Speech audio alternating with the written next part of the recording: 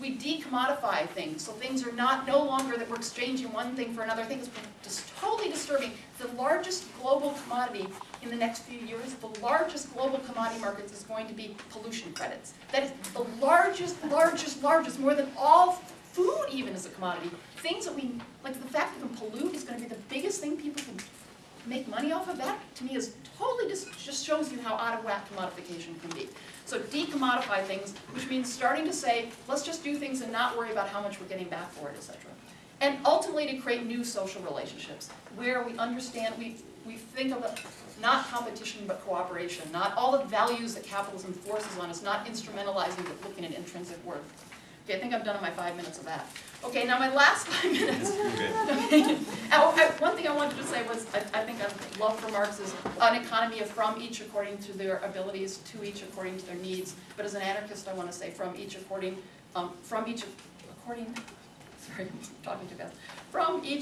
to their abilities and desires and passions, to each according to their needs and desires, that we open up the space.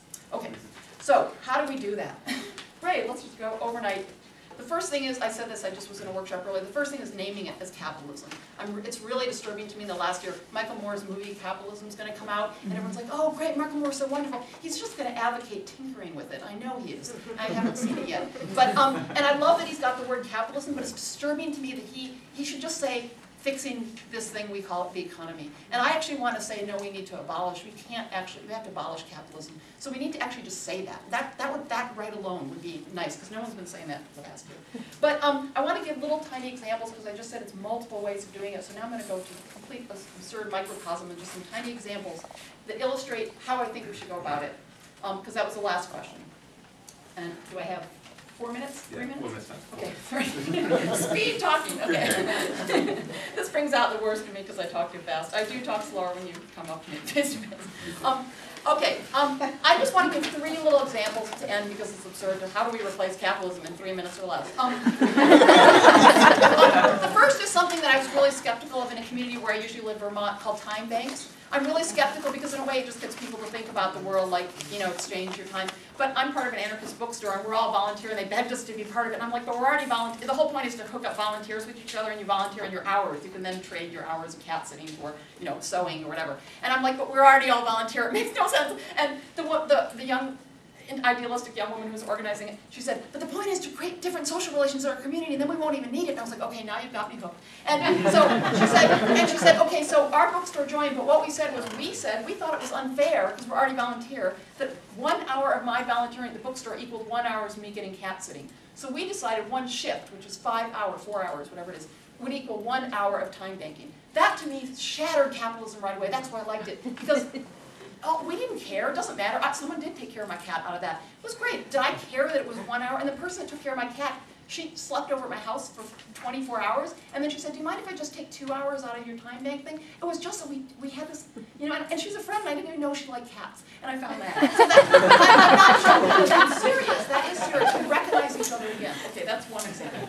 Another is, I'm in San Francisco, and there's something called Rainbow Grocery, which is this mega $6 million a year grocery store, been around for 25 years, food store, overwhelming natural size of a regular grocery. I walked in, I'm like, ugh, expensive, you know, blah, blah.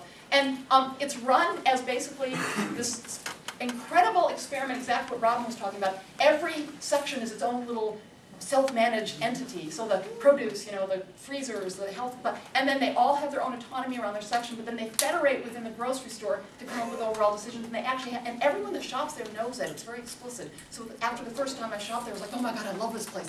Because you're basically supporting with your dollars, not, oh, you know, some nice healthcare product or whatever, nice organic carrots, whatever. Give you some carrots today, I'm not one carrot. But what you're supporting is a space that's trying to understand what a directly democratic space would look like that combines autonomy and coordination. It's so incredible. Read about it online. Rainbow Grocery.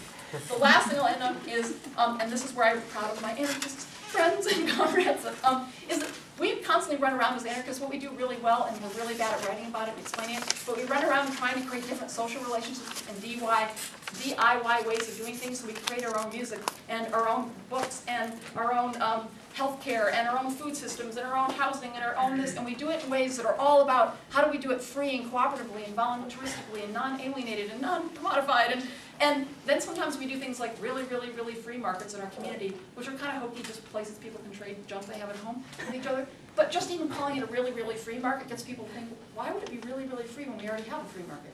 And that's what's cool about anarchists, is like getting people to think and also just practicing on the micro level. So if you're not an anarchist and you run across some quirky little anarchist project, it's just a quirky little subculture anarchist project. But what's cool about it is if you do it, you remember how food could look different a little bit. And you remember what it means like to do something because you want to, not because you're forced to.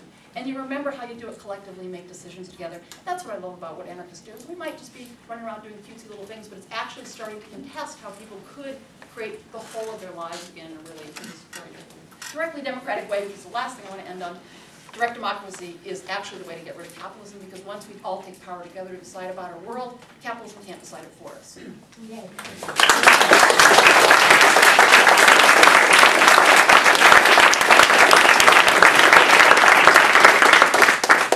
Yeah, I'm Pete Bohmer, and I teach at Evergreen State College.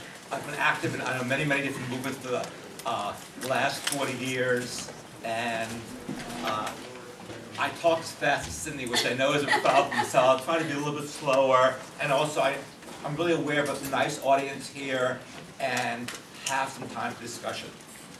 Okay, so in terms of the question about limits of capitalist reform, certainly I think certain reforms are possible, and reforms right now that are being proposed, whether it's regards to climate change, the economy, are so limited. So the problems that we've been facing are continuing. But certainly there were some major reforms coming out of the 1930s, and that's possible. Again, just like I think there were major reforms around issues of racism, around oppression of women in the 1960s and 70s, and those changes continue. But on the other hand, if we look at them, I would argue if we had more time, the limits of those changes within the capitalist system are still very limited. It's so embedded within the capitalist system that it's very much based on those hierarchies maintaining itself. Similarly, I know a lot of people may be out of the view that there really is no alternative, but just that the word revolution seems so far away. I would also argue that green capitalism, let's say cooperatives, using two examples that have already come up already in this conference. The idea of green capitalism, producing friendly products, let's say treating workers well, particularly with government subsidies. And I think there should be a lot more public support for solar energy. I mean, there's possible, but how much difference does it make in all the forces of capital accumulation, growth, as other speakers spoke, swimming upstream, and so on. So I think it's really important to see limits. I think worker cooperatives, the Olympia has a great food co-op, and I think those are important to see that alternatives ways are necessary. But again, they'll always have less access to credit. The whole thing of the economy is going to have larger business being able to eventually undermine them. Most people are not going to go to co-ops. I think it's important to see those are important, but they're not sufficient. And a word that's not used much, like I think Michael Moore's movie mentioned capitalism as a step, but again, just like the socialism, even if it's a different thing from what you mean, I think that those words are getting vocabulary are important. I also believe the word revolution, which I know a lot of people shy away from in terms of a fundamental change in this economic, social, cultural system is necessary, and how it takes place. There are a lot of stuff I certainly haven't figured out. I've been thinking about how we combine reform and revolution since I've been active. I would like to caution here, a trio, I think a lot of trios I think of. One is the idea of alternatives, resistance, and popular education. And I don't know if this is the difference we would have, Cindy, or not. I think a lot of the stuff you stress is building power from below. I think that's so important to show that things can be run differently. I really like the word decommodification that you use.